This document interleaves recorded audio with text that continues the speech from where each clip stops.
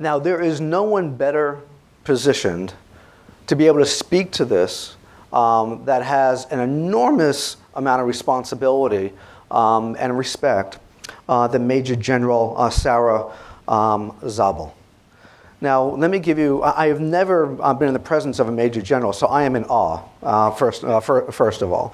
But let me give you a little bit of background onto General Zabel. So first, Air Force Major General Sarah Zabel is the Vice Director of the Defense Information Systems Agency. So important word, Defense Information Systems Agency, or DISA, and has served in that role since 2015. She helps to lead a global organization of military, civilian, and contract personnel who plan, develop, deliver, and operate a global enterprise infrastructure in the direct support of the President of the United States, the Secretary of Defense, and other military and government partners. Everyone, please help me welcome Major General Sarah Zabel.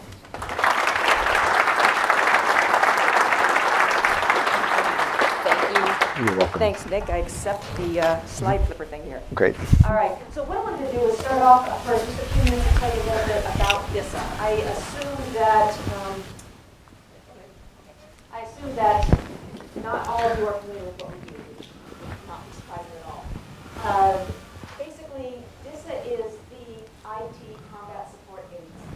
So it involves the factor that makes who we work with. It includes the President of the United States, combat, that commands, military services, and every soldier, sailor, and Marine out there.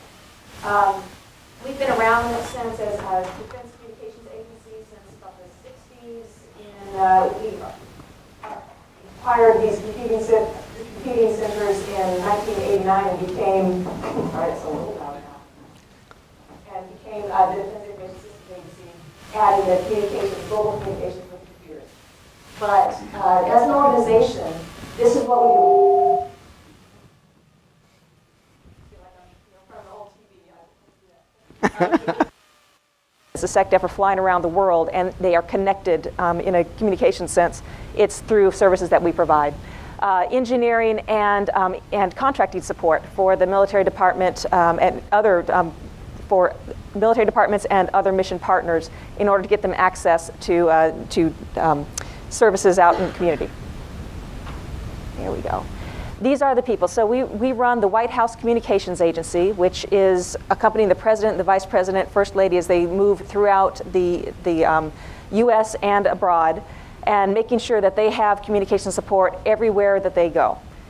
We also support the Office of the Secretary of Defense, Joint Chiefs of Staff, as I mentioned, the combatant commanders, all of the military services and departments and coalitions and defense agencies. When you get down to it, we are in some manner supporting and providing services to 4.5 million DoD users that go, like I said, all the way from the soldier, sailor, airman, Marine, Coast Guardsmen who might be deployed, might be in garrison, all the way and up to the President. So what I mean to tell you with this is basically, so here's our world. Anywhere, anytime, contested, and 24/7, 365 ops.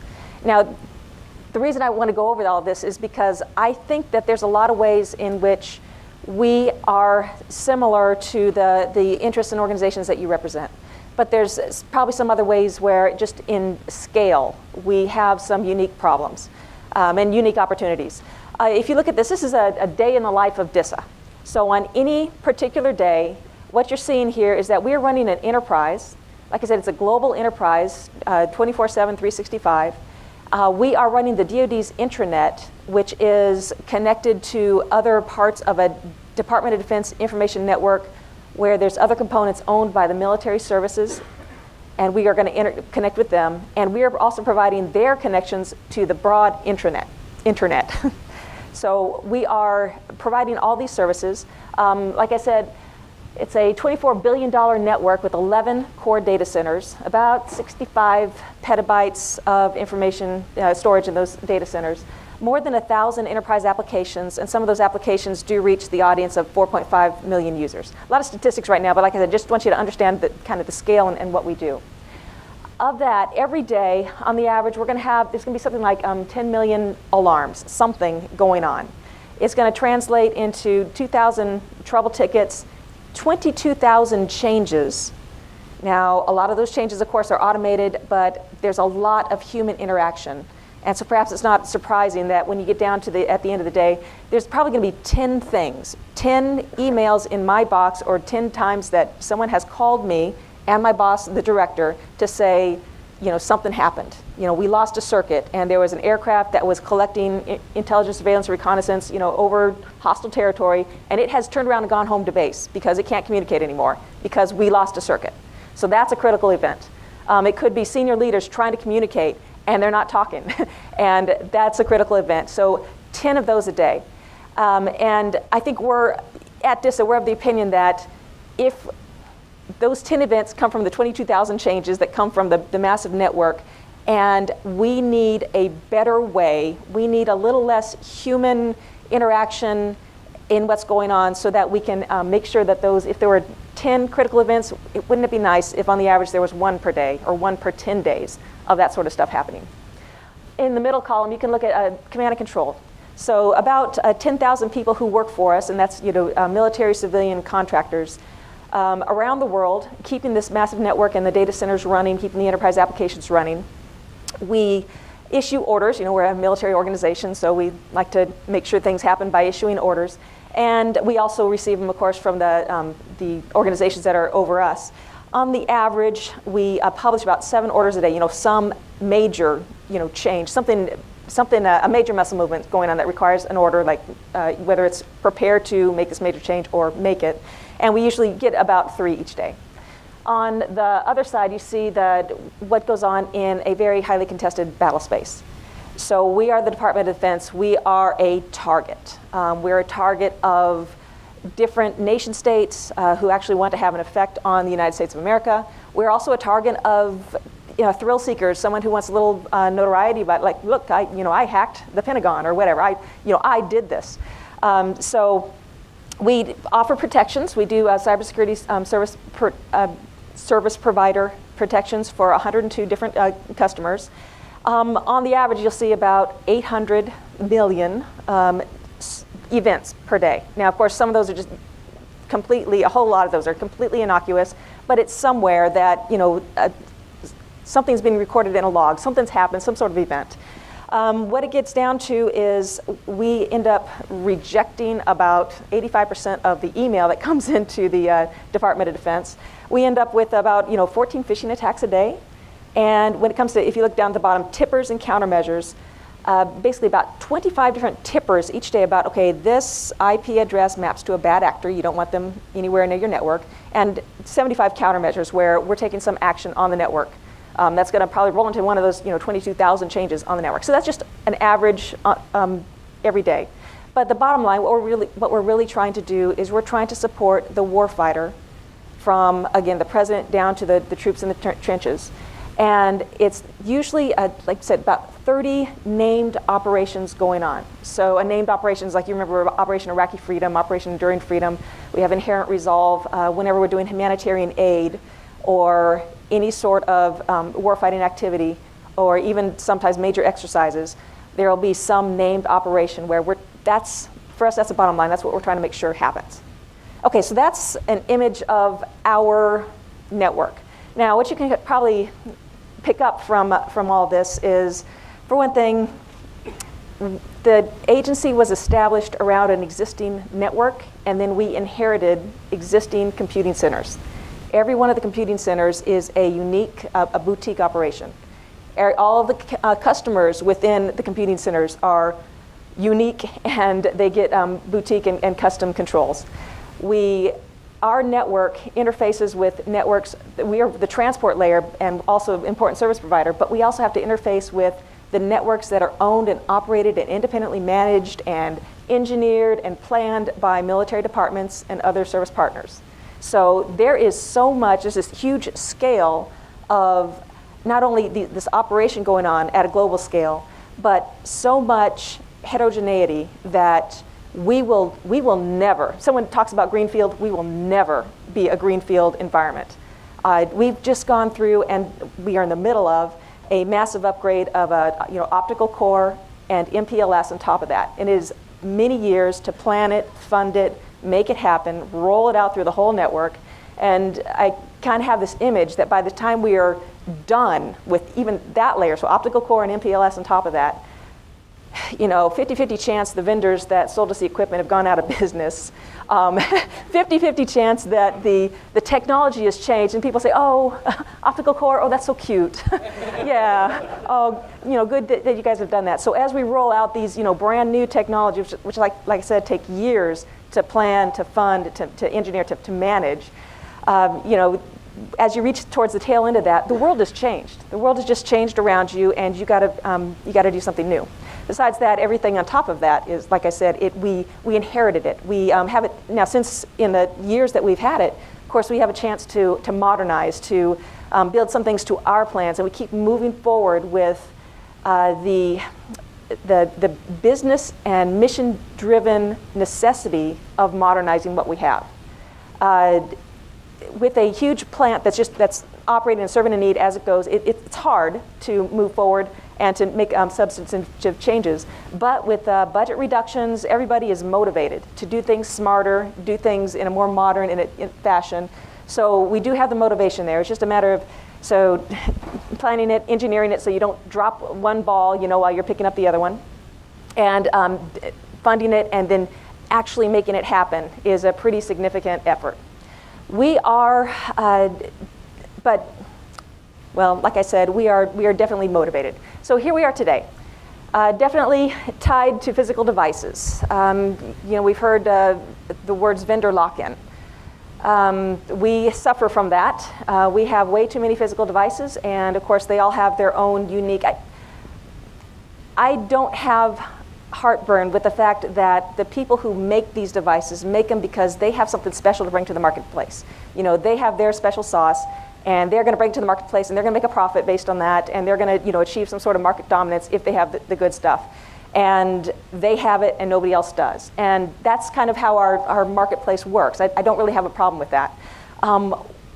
However, in order for us to be able to manage what we have and move to the future, we need some areas in which vendors are accepting of the fact that we need a path away from their solution because someday it might be a path to their solution. We need to have a little less dependence on the hardware and be able to work more with the software, be able to virtualize just about everything, but also be able to cross over from one vendor solution to another. You can see control the protocols which are tied to the vendor solutions. I think you all have discussed that, and that's something where as you look to the future, it's again, appreciate that they have their special sauce. It gives us a marketplace, makes them unique, and lets different companies grow. But how do we bridge these things so that they can, as a community, we can grow with meaning? And it means stepping from lily pad to lily pad sometimes. But if they really have special sauce, even if we step away from them at one point, we'll probably step back. Doden operations are highly manual, slow, and error prone. So I mentioned the 22,000 changes on average per day. And yes, in the end, again, about 10 critical issues, which a lot of them were, oops, somebody pushed the wrong button or disconnected the wrong thing. I have no problem with human beings. I love human beings. Some of my best friends are human beings. However, and it's not just that human beings make errors. I mean, and if you think, if somehow out of 22,000 changes per day, only 10 errors resulted, that's a pretty good record.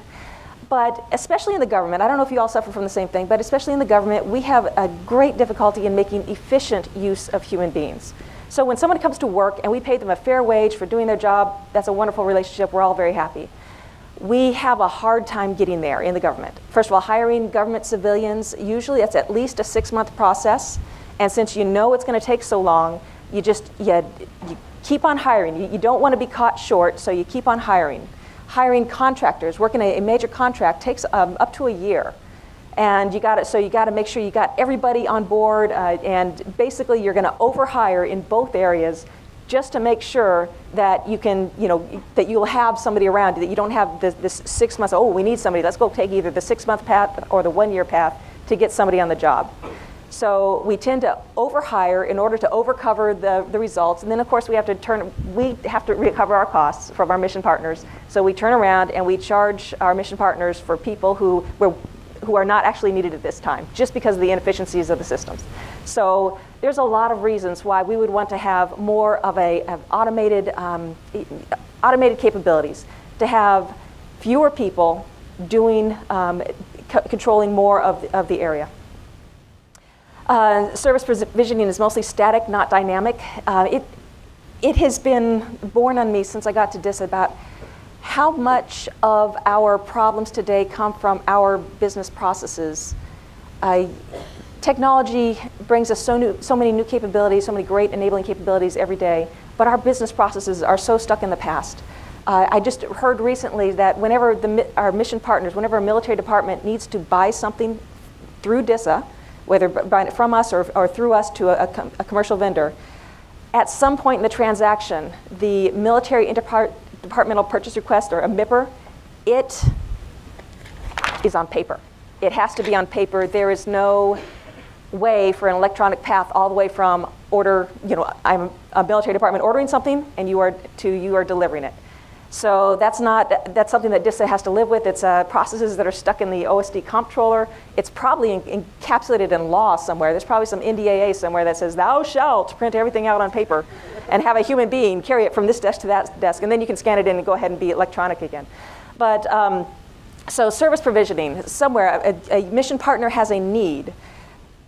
They register the need through some cumbersome and heavily manual process. Like the contracting officer goes through contracting processes to get a service provider who's going to help satisfy that need.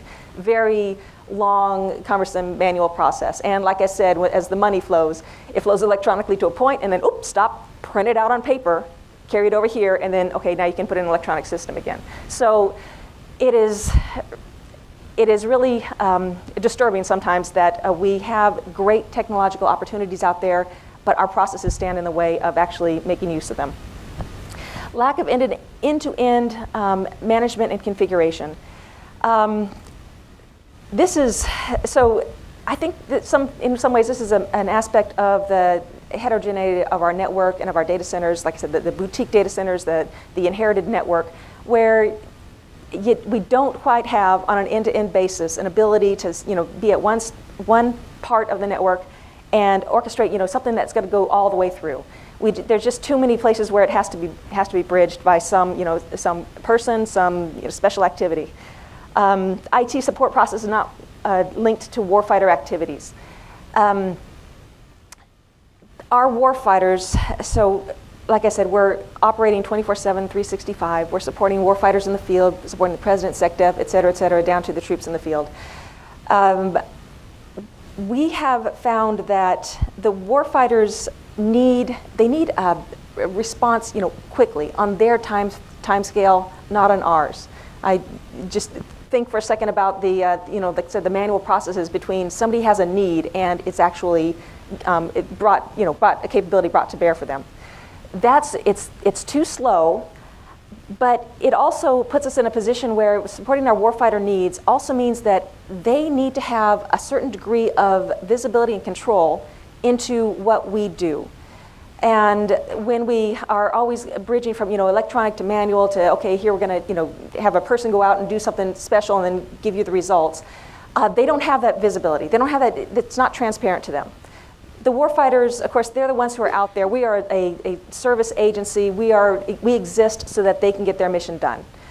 One of the interesting things I learned actually as I was preparing for this meeting was with our, as we're looking, how do we go forward? One of the important, crucial matters that we're trying to address is, so as we put more into software rather than hardware, in some ways we're leaving our mission partners behind. And what I'm speaking about is, so right now if you are a warfighter and you have a circuit that is really, really critical to your operation, like I said, maybe it's the one that carries the ISR data back from a drone, so you can see what's going on in your battlefield. You know that circuit's important, it has to be up 24/7, you don't want anything to happen to it. We tell you that we have this great new technology where we can, make use of the worldwide, global network, and your circuit will be there, your data will show up, I promise. They don't trust that so much. They want to see a wire. They want to see a wire. They want to see it terminate in some equipment. They want to see blinking lights, and they want to see those lights blinking in sequence, because then they know that their circuit is up. So part of our journey is being able to measure and prove that we are and we can continue to meet the service service levels in our service level agreements. So it's not only that they need a fast result, they need a reliable, predictable result. And that's part of what we need to bring to them.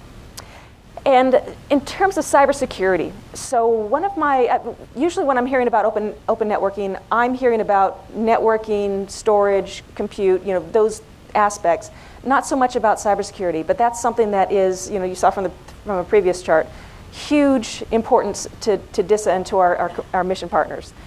One of the things that my boss, the director of DISA, wants to do is he's saying, why can't we use software-defined networking to outmaneuver our adversary?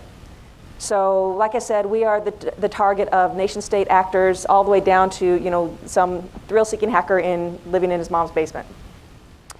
All of those folks. So let's say that presumably it's the higher-end adversary that could get into our networks and infiltrate some part of our networks and maybe own some part of our networks. What if, with software-defined networking, what if we were able to basically, take that segment of the network off? That's now a honeynet. You guys can hang around in there as long as you want. That's a honeynet. And we're moving the network capabilities somewhere else.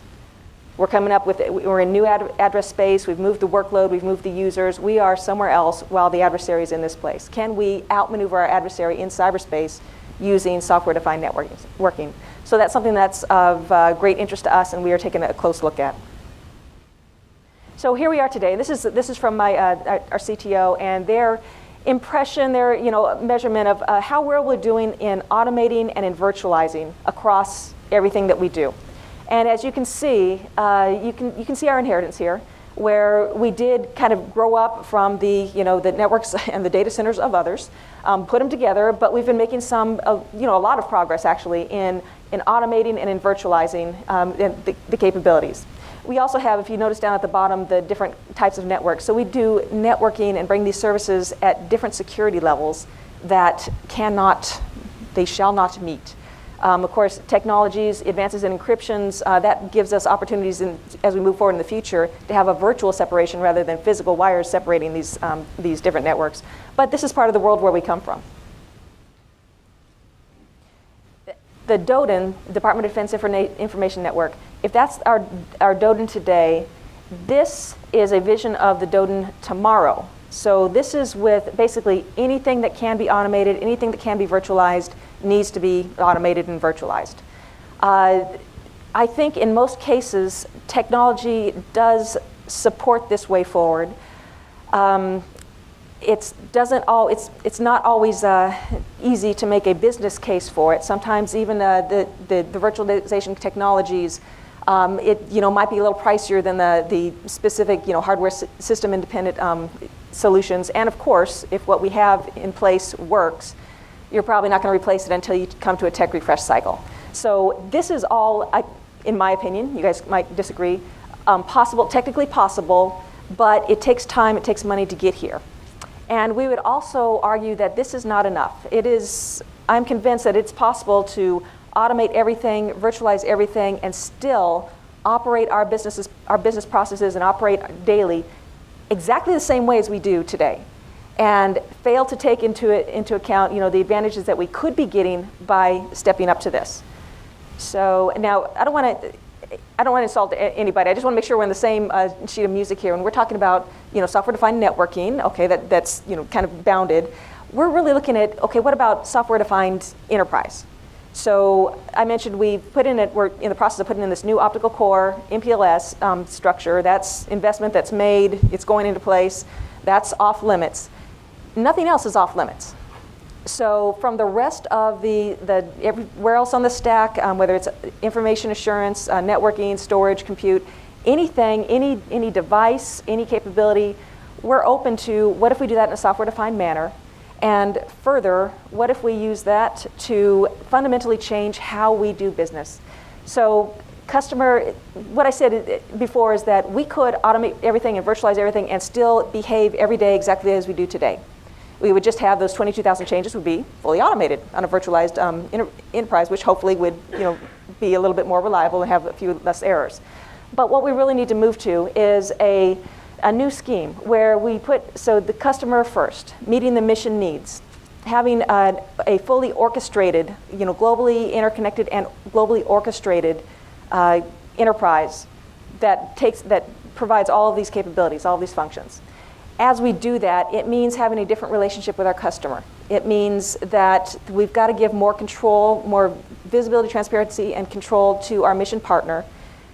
However, we've got to have safety measures. We've got to know for sure that the control plane, that the orchestration, the control plane, it's got to be secure, absolutely secure. Otherwise, that would be an incredible entry point for our adversary.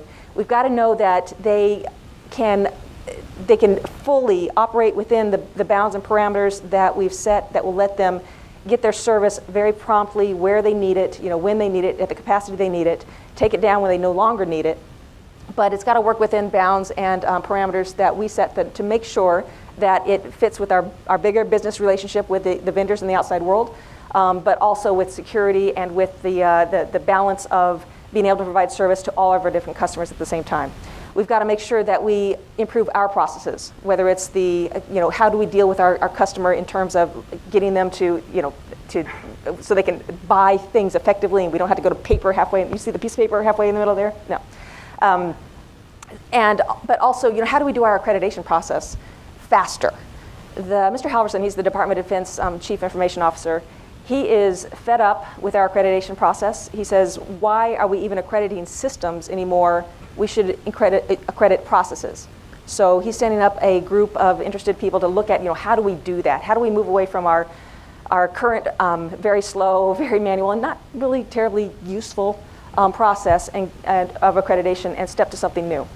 So this really needs to be a new business relationship between us and our mission partners and the vendors, and a new way that we get business done. Not just virtualize everything, not just automate everything, but change how we do business. So we are, as we do work on different proofs of concepts, different ways in which we're trying to see, how do we move forward with this? These are some proofs of concept that we've been working. One, a data center interconnect that showed the seamless movement of a compute load from one defense enterprise computing center to another. So that the idea could be either because, we've got, for let's say load balancing, congestion, or again, are we trying to outmaneuver a cyber adversary by, you thought you had our network, nice, we just moved it. That looks good. Of course, the fact that we prove it in the lab doesn't mean that it would actually work at the scale and the capacity and on the time demands that we'd need to actually put it into place, but it looks good. Automated provisioning, basically layer 2, layer 3. We've proven that, and we're actually moving some of the layer 2 and pseudo wire services, auto provisioning, into production. So that's actually moving from the lab into production. Layer 3 is to follow. On-demand last mile, that presumes technical enablement, but to me, the heart of that is really a new relationship between the service providers, the mission partners, and us, so that the mission partners can get a last mile service quickly and not have to go through a contracting officer doing a modification to a contract and all the time that involves. That's also a proof of concept. And what we're moving towards is a bigger proof of concept and maybe a bigger future of a Department of Defense Information Corps. This is where, again, we would get to the vision of the software-defined enterprise. But of course, it's step by step. How do we, it's great to draw a picture with lots of blocks and arrows. That's useful, but not terribly useful in getting us to the future. But we're figuring out, how do we do that? Not only what does it look like in the end, but how do we get there? Like I said, we will never be, we're not looking at a greenfield implementation. We know that we will always be operating with what we have throughout this, and it'll have to be a transition. We'll be in a hybrid state. from the beginning to basically until the last minute. What we're trying here, though, and so far it's looking good, setting up a new autonomous system that would sit side by side with our existing ones, and we'd set up some minimal viable products within that, and then be able to either migrate customers in slowly as they're capable, and of course, providing gateways in and out so that we can start right now. So we've done some initial proof of concept in the lab. Again, proof of concept in the lab doesn't mean that you have the capacity, scalability, or the speed that we need to operate, but it's looking promising. So those are some of the things that we are working on right now, just as proofs of concept. And what I would like to do is open the floor to any questions that you have.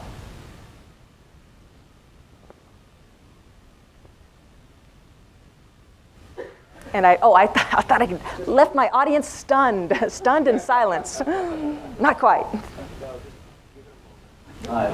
Yeah, just got to sink in. Oh, hi, how you doing? I enjoyed your presentation very much. What would be your top thing you would like from this type of a community? Oh, that's a good question. I think from this type of community, so like I said, to me, I see the technological enablement coming, and what I'm struggling with is how do we change our business processes to actually take advantage of it. So I think I'd be looking for, first of all, some lessons learned from folks who are operating a large network or a large enterprise in a similar manner, working for somewhat internal customers. How do you change your business processes in order to take advantage of the technology that's available now? So that's one thing I would really like to come out of here. Now, I did bring someone from our CTO shop, and he's probably he would want to ask you all about the technology. So I'll put that caveat.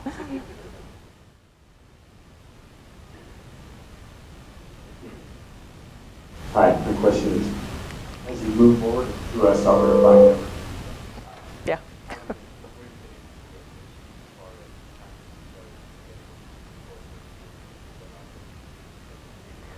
Well, actually, let me point out as we're moving forward, how are we being able to, what's our time between failures with what we've been able to bring into bear with software-defined networking? So.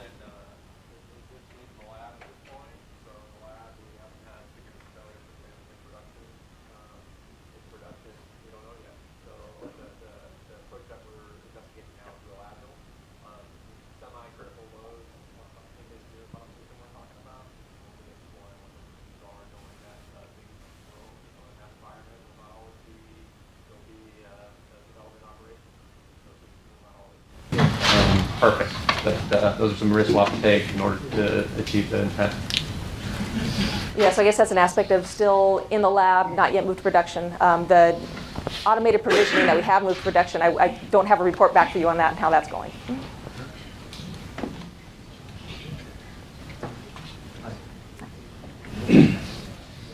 Hi. You talked several times about the importance of security. Yes. How are you retooling to evaluate security of the new technologies that are coming in? So, looking at you're asking about how do we retool to evaluate the security of the new technologies that are coming in, and that's a really good question. That's kind of a stumbling block, because whenever we see a new technology out there, we're usually going to bring it into our lab. One of the things that we're doing is we are working towards recreating pretty much the DODN with all of its complexity and to some degree the size and the diversity in the lab so we can test it out. But there's always an uncertainty when you bring a new product in to say, okay, what exactly does that do? So we have a chance to opportunities to work with the vendors. Usually whenever we are starting to work on a new capability, we form a pretty intimate relationship with the vendor that's bringing that, so that they can give us some insight into their development practices. For us, it's software supply chain or supply chain risk management.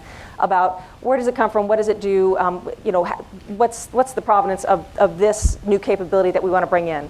Then we can observe it in our lab. We do have the the testing command under us. We do have a good relationship with folks like the National Security Agency, NSA, to help us see what are the capabilities and vulnerabilities of this capability, of this new system. And then we also have our, as we put it into production, so all that, being a pass, we great relationship with, intimate relationship with the vendor bringing it on. NSA's, told us about, okay, do they have any warnings or tippers that something's wrong here? We've looked at it in our lab and then bring it into production, and then using our existing cybersecurity defense providers, our defensive cyber operations capabilities that we use every day in order to make sure that it's doing what it's supposed to. So it's, I don't know if you'd call it I don't know what you guys do. Is that a heavy vetting process? I believe that, with the size of an organization we are, I think that we get more willingness when somebody wants to, sell us a new product. I think we get more willingness for them to work with us to make sure that it's going to be, safe and secure going in. So just from our size and pocketbook. So, yes. I was wondering if you have any overlays in production, and now you're planning to, are you keeping any technology on the core network, anticipating overlays? Oh, I don't know. I have to. So there are some overlays that start to come in, but not at the DISA level. Some of our customers have expressed the intent to use overlays. Only problem is other missions that we have at DISA in terms of how we sense and secure those new payloads with those new protocols. So that's not a no. It just means that from DISA, from our perspective, not currently. In terms of customers, yes, there's some investigation. Hi, I'm Mitch Wagner from Light Reading. I'm wondering Yes. I'm wondering if I can do feedback here. I'm wondering if there's anything that you're not getting from your vendors that you feel like you might need. Oh, well, I mentioned vendor lock-in, which, like I said, is just I guess a normal, something you would expect of a marketplace like this, where a vendor has their special capabilities that they're bringing in. I think what we would like from our vendors, of course, is more adherence to open standards. If that's to say, that right. And I don't believe that they're behaving badly. I think that they're behaving in their own interests, and we would like to see them behave in a broader IT community interest. And like I said, trusting that even if they build a bridge away from their product, someday that is a bridge to their product as well. So, yeah. Go ahead. Oh, wait, somebody. So I guess somebody else had there's only one mic, right? So if you have the mic, that you get to speak. Yes, ma'am.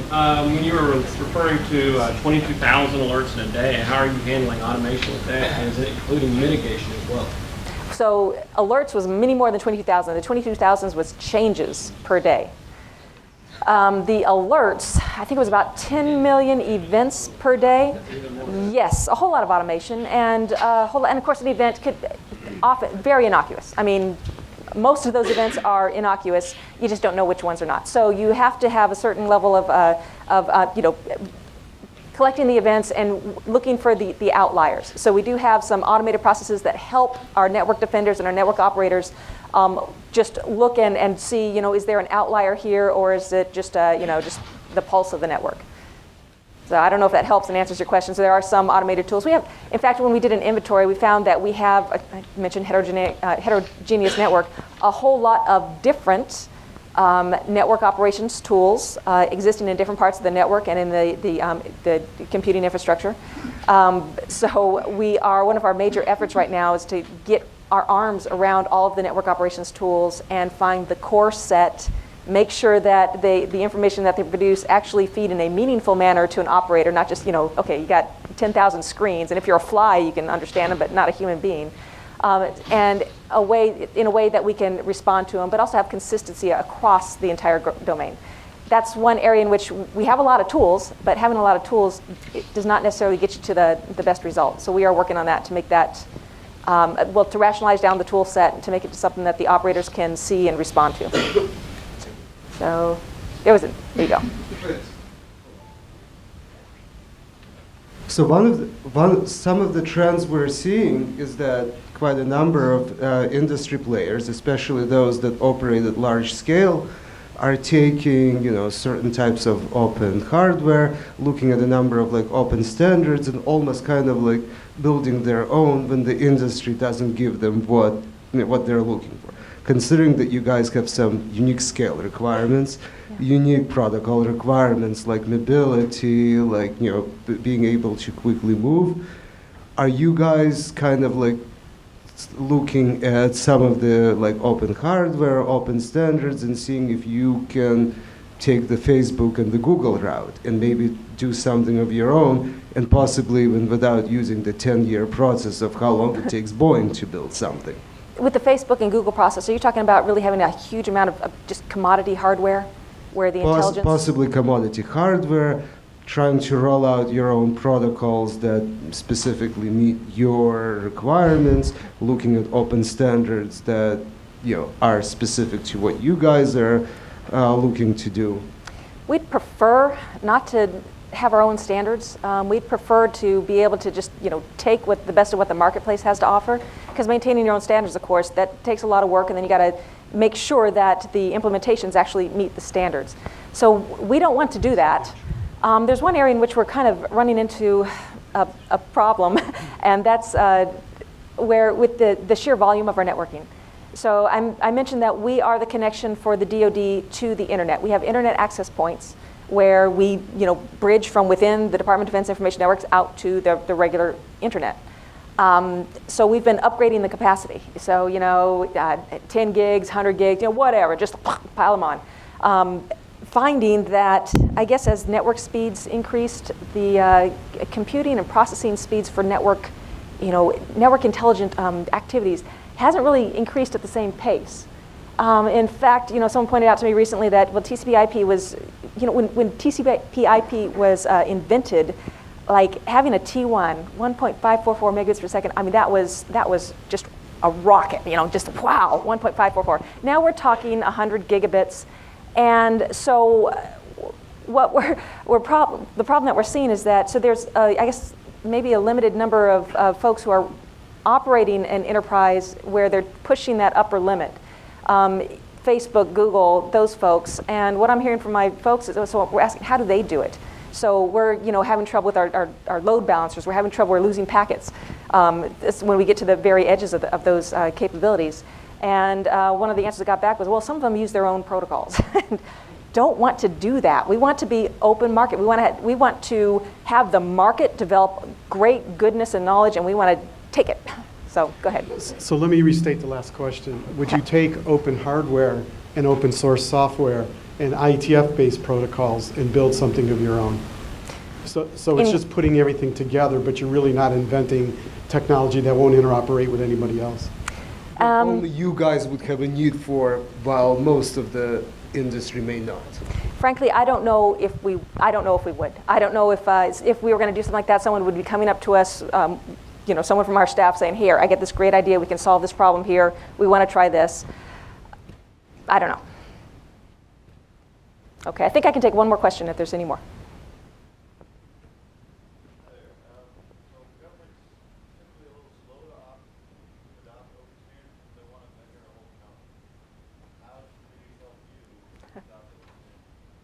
I'm not sure I understand the question. How does the community, I think the community does help us by defining standards.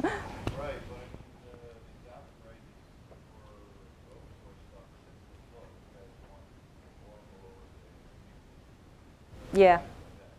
Or we get into these business relationships where that's the way we're going, and we're locked in. How could this community help you achieve your goals? I think the pressure that you guys are put on the different vendors is a healthy pressure. So I think that when you get together and you represent these big corporations and smaller growing players, and you say this is what we need, and you get together and you're vocal, I think that helps, because it's like you said. So yes, we want open standards, but at some point we sign a contract, we put a lot of money down with Oracle or something instead of OpenSQL, and there we are for the decade. Okay. All right, thank you very much. It's been a lot of fun talking to you. I appreciate your attention.